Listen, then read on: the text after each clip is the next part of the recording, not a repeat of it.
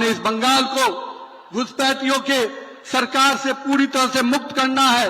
दीदी, घुसपैठियों के प्रति आपको ममता है, बंगाल के प्रति लोगों के प्रति नफरत है, तो दीदी चोलबे ना।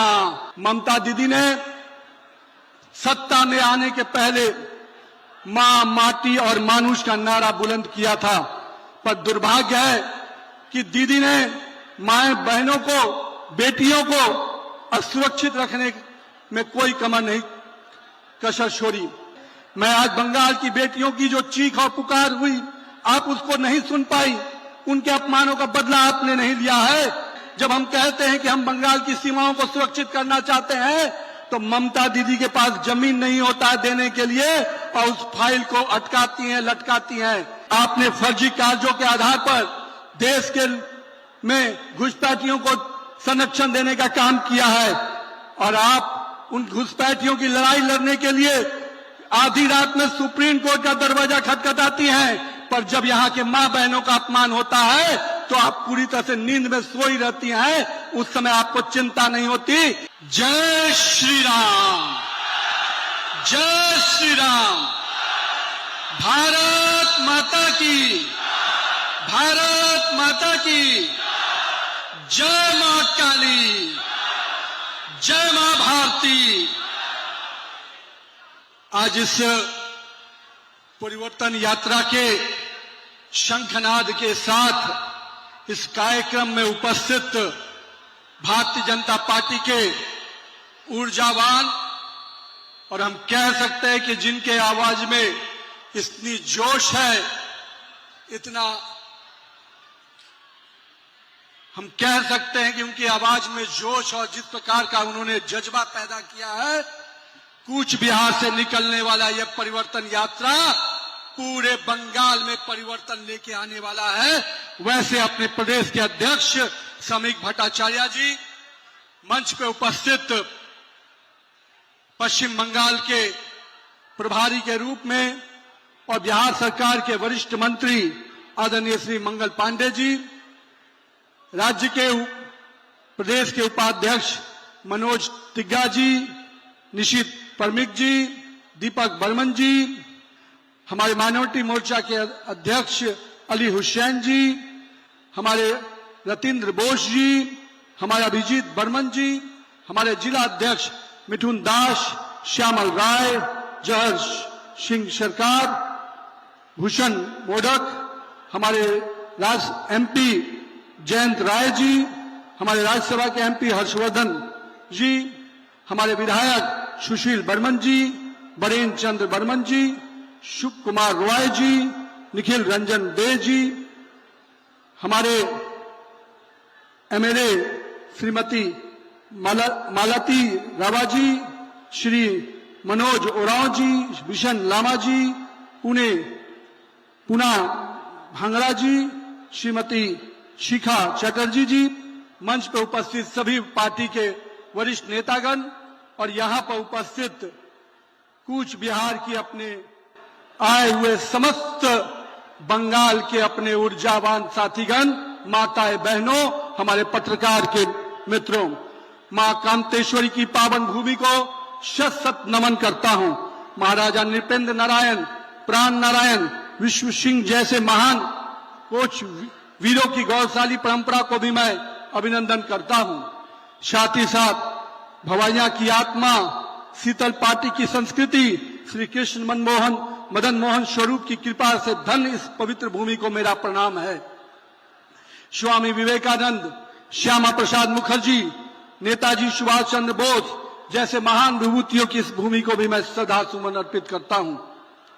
साथ ही साथ आज इस पूरे बंगाल में एक ही शब्द अब आज से गूंजने वाला है, और बंगाल की जनता की आवाज बनकर जो शब्द आ रहा है, वो शब्द है परिवर्तन, परिवर्तन, परिवर्तन। अब इस आवाज को पूरे बंगाल के लोगों को गुंजायमान करना है।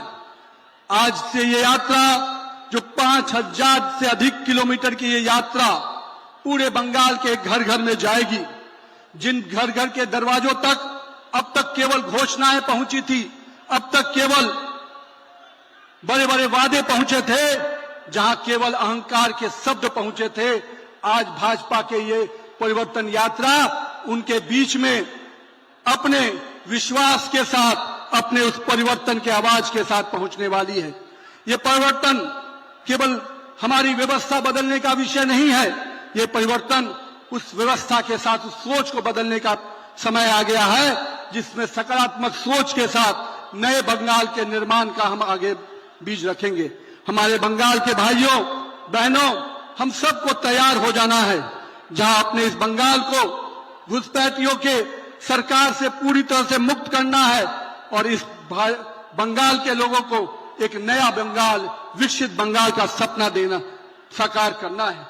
हमें भी कष्ट होता है जब यहाँ के लोग, यहाँ के भाई बहनों का हक छीनने वाली सरकार यहाँ पर बैठकर लोगों का हक छीनती है।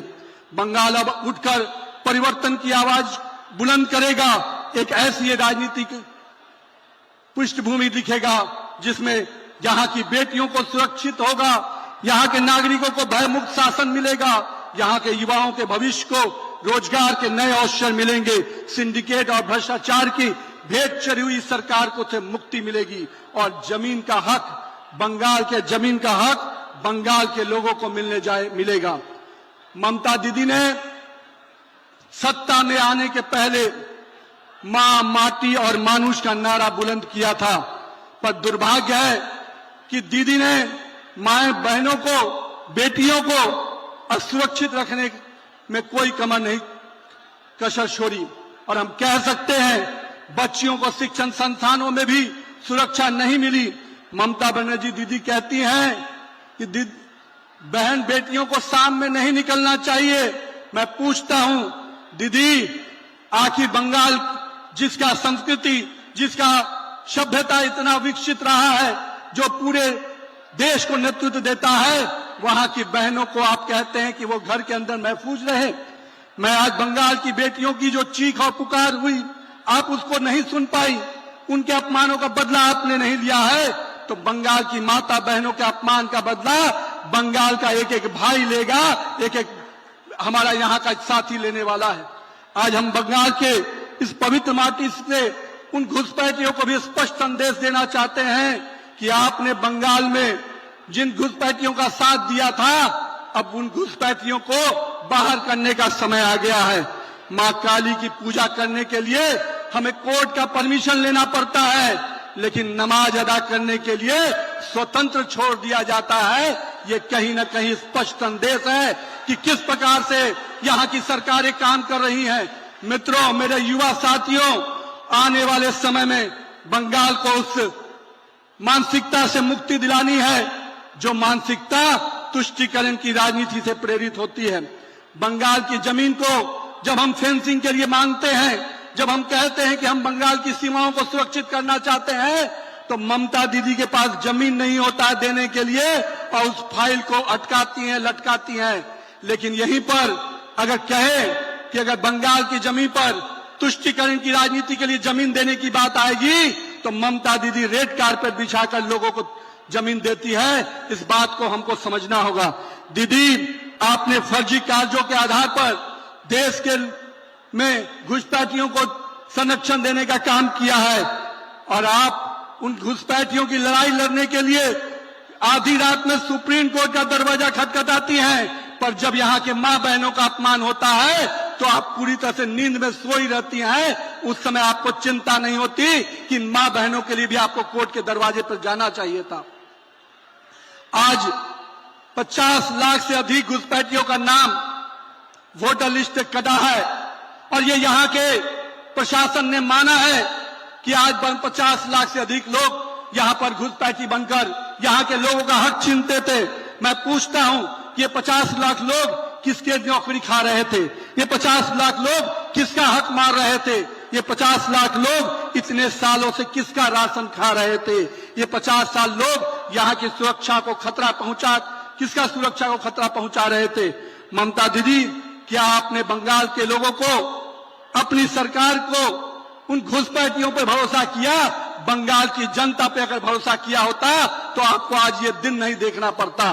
मैं आज बंगाल के लोगों से कहूंगा, जो हमारी दीदी का लगातार विषय रहा है कि हम घुसपैठियों को संरक्षण देंगे, लेकिन सुप्रीम कोर्ट ने भी उनको स्पष्ट कहा है कि ये 50 लाख लोग तो घुसपैठियों को वोटर लिस्ट से नाम डिलीशन तो हो ही रहा है।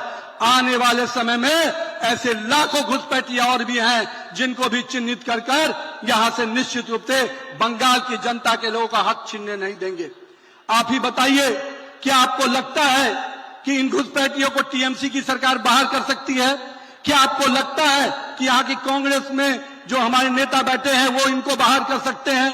क्या कम्युनिस्ट के लोग इन घुसपैठियों को बाहर कर सकते हैं? मित्रों, इनको कोई बाहर कर सकता है तो आपकी भाजपा की सरकार ही बाहर कर सकती है। आपको आपका हक दिलाने का काम कोई कर सकता है तो नरेंद्र मोदी की सरकार ही आपको हक दिला सकती है।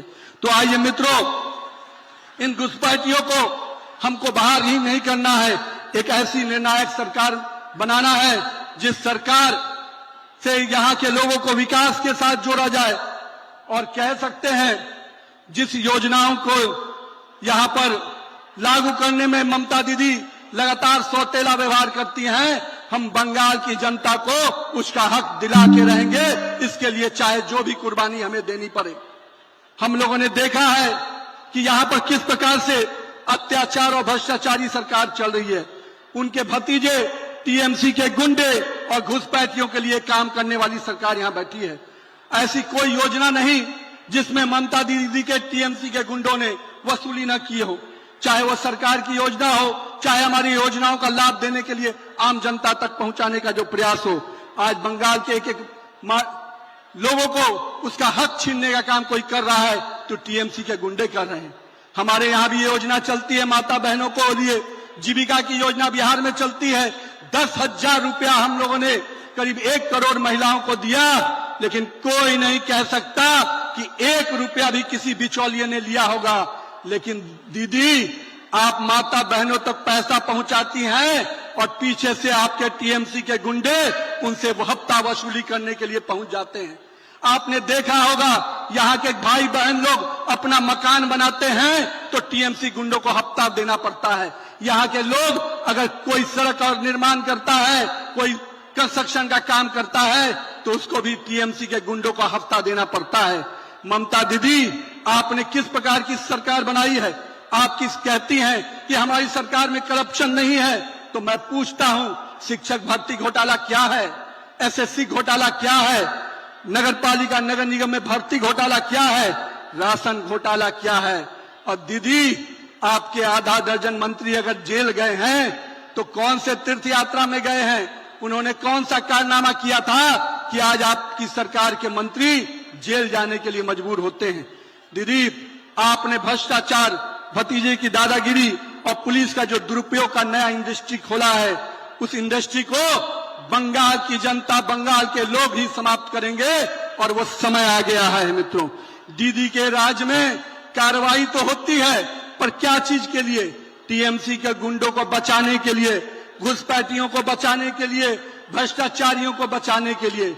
दीदी, क्या यही सोनार बंगाल बनाने का सपना आपने दिखाया था, जिसमें केवल भ्रष्टाचार होगा, अराजकता होगी, यहाँ के लोगों का शोषण होगा? अब बंगाल का युवा बहुत परेशान हो चुका है। बंगाल के युवाओं को जो आईटी हब देखना था, वो आज कहीं न कहीं अड्डे की दादागिरी देख रहा है। जो घोटालों का केंद्र, जहां पर विकास होना था, वो घोटालों का हब बनकर बैठा है। आज हम अपने इन चीजों का हिसाब लेने के लिए ये परिवर्तन यात्रा निकल रही है। मित्रों, यही वो भूमि है जहां पर वंदे मातरम के गान से पूरा देश आजाद हुआ, और यही वंदे मातरम आज 150वीं वर्षगांठ जब हम मनाते हैं तो टीएमसी के सांसद संसद में उसको रोकते हैं। आप कल्पना नहीं कर सकते कि जिस वंदे मातरम ने पूरे देश को आजाद कराया, उसी वंदे मातरम का अपमान टीएमसी के सांसद यहीं के बंगाल के सांसद अपमानित करते हैं। तो ममता दीदी, उस वंदे मातरम ने अंग्रेजों के खिलाफ आजादी दिलाई थी, अब वंदे मातरम की वही गूंज पूरे बंगाल को आजाद करेगी, पूरी तरह से आपकी अराजकता को पूरी तरह से मुक्त सरकार बनाएगी। हम आज इस ममता दीदी आपको चुनौती देते हैं। बंगाल की जनता ने जब जब आंदोलन को अपने हाथ में ले लिया है, उसने परिवर्तन लाया है और उस परिवर्तन की शंखनाद आज होने जा रही है। हम आज आपके साथ जिस प्रकार से माननीय प्रधानमंत्री श्री नरेंद्र मोदी जी बंगाल के विकास के प्रति लगातार चिंतित रहते हैं, वो हमेशा मानते हैं कि हमें बंगाल के लोगों की अपेक्षाओं को पूरा करना है। 15 वर्षों तक जिस बंगाल को पहले कम्युनिस्टों ने, अभी ममता दीदी और उसके पहले कम्युनिस्टों ने जिस प्रकार से शोषण किया, अब उस बंगाल को विकसित बंगाल बनाने का और 2047 के विकसित भारत का अगर सपना प्रधानमंत्री मोदी जी ने देखा है तो उसमें विकसित बंगाल कैसे बने, इसके लिए हम सब कोई को आज कमर कसनी है। मित्रों, आज पूरे देश में जहां पर बड़े बड़े ट्रेड डील हो रहे हैं, हर युवाओं को रोजगार के लिए अवसर मिल रहे हैं, मैन्युफैक्चरिंग यूनिट के माध्यम से नए अवसर निकल रहे हैं, वहीं इस बंगाल में लोग अपहरण, उद्योग और प्रकार जंगल राज के प्रचायक बनकर उभर रहे हैं। अब दीदी आपको समर्थन किसका मिलता है? तो देश भर के जितने भ्रष्टाचारी हों, चाहे लालू हो, स्टेलिन हो, कांग्रेस हो, ये सारे भ्रष्टाचारी अगर किसके साथ खड़े होते हैं तो ममता दीदी के साथ। तो मैं कहता हूं इन भ्रष्टाचारियों की टोली को जवाब देने का समय आ गया है। तो आइए मित्रों, हम सब कोई को आने वाले समय में इस सरकार को निश्चित रूप से उखाड़ फेंकना है।